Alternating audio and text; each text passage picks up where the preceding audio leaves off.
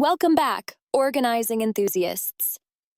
Today, we're diving deep into the world of decluttering and organizing mistakes that might be holding you back from achieving that serene, organized space you've been dreaming of. I've spent years helping clients transform their chaotic spaces into peaceful sanctuaries, and I've noticed these common pitfalls that keep popping up. Click that subscribe button, and let's break them down and learn how to avoid them.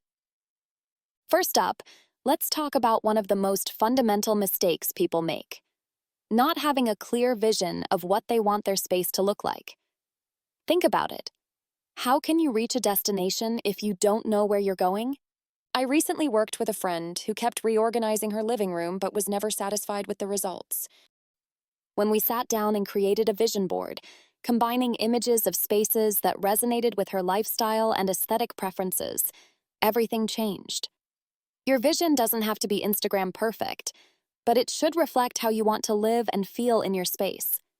Take time to browse through magazines, Pinterest, or even visit friends' homes whose organizing style you admire. Write down specific elements you want to incorporate, and keep this vision as your North Star throughout the decluttering process. Another crucial mistake that often derails people's decluttering journey is starting with the hardest area instead of an easy win.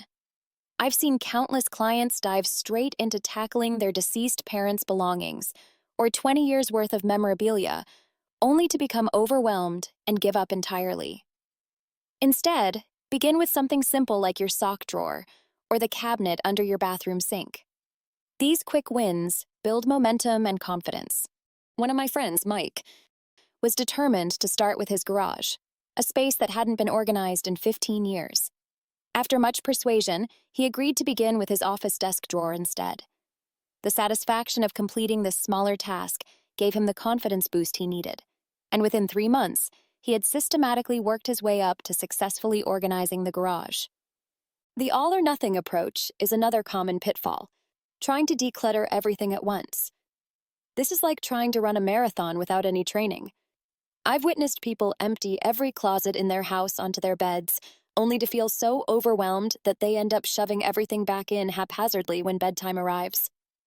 Instead, break your decluttering journey into manageable chunks. Focus on one category or small area at a time. Maybe tackle your clothing this weekend, starting with just t-shirts, then moving on to pants the next day.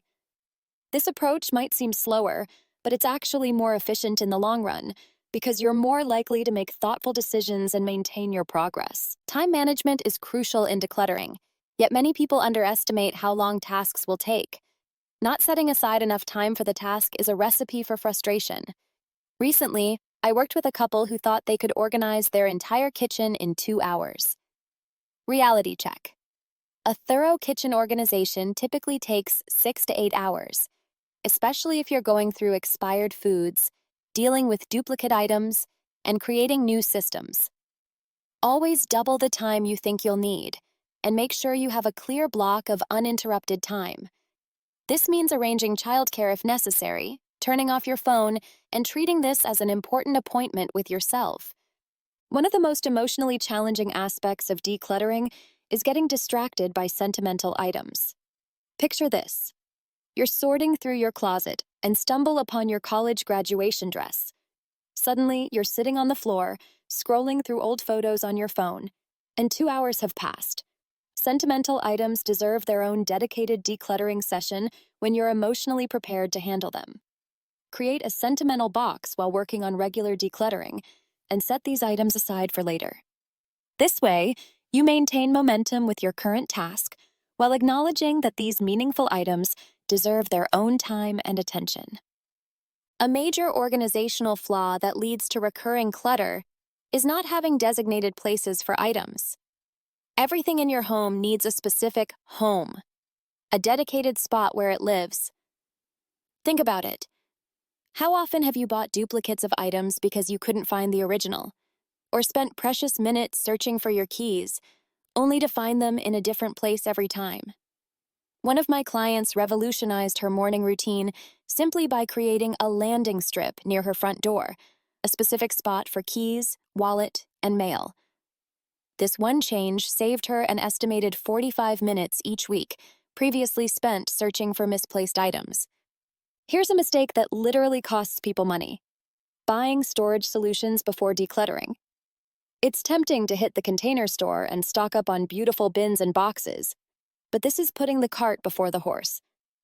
I once had a client who spent over $500 on organizing products before our first session, only to find that most didn't fit her space or needs after we decluttered. First, purge and sort your items, then measure your spaces, and make a list of exactly what storage solutions you need. This approach ensures you buy only what serves your specific organizational needs and saves both money and space. The just-in-case syndrome is a particularly sneaky form of clutter, keeping duplicates of items just in case. This often stems from a scarcity mindset or past experiences of need. However, most of these backup items never get used and simply take up valuable space. Consider this. If you have 3 can openers because you're afraid one might break, you're storing 2 items that aren't serving any purpose except taking up space and requiring maintenance. Instead, keep one high-quality item and maintain it well. If it breaks, most items can be replaced within 24 hours in our modern world. Another common trap is holding on to broken items with the intention of fixing them someday. Be honest with yourself. That lamp that's been broken for 3 years? If you haven't fixed it by now, you probably won't. This habit often stems from good intentions, environmental consciousness, frugality, or sentimental attachment. However, these items create both physical and mental clutter. Set a realistic deadline. If you haven't fixed an item within 3 months, it's time to let it go. Consider donating fixable items to repair cafes or people who actually enjoy DIY projects. Finally, let's address a daily clutter culprit: not having a system for incoming mail. Paper clutter is one of the most insidious forms of disorganization because it accumulates so quickly and can contain important information mixed with junk. Creating a simple system for processing mail daily can prevent piles from forming and ensure you never miss important documents.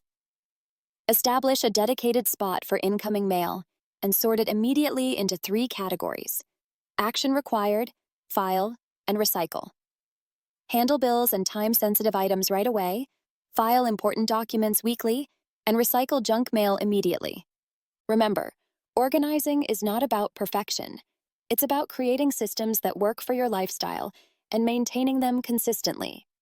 These mistakes are common because they're human nature, but awareness is the first step to avoiding them.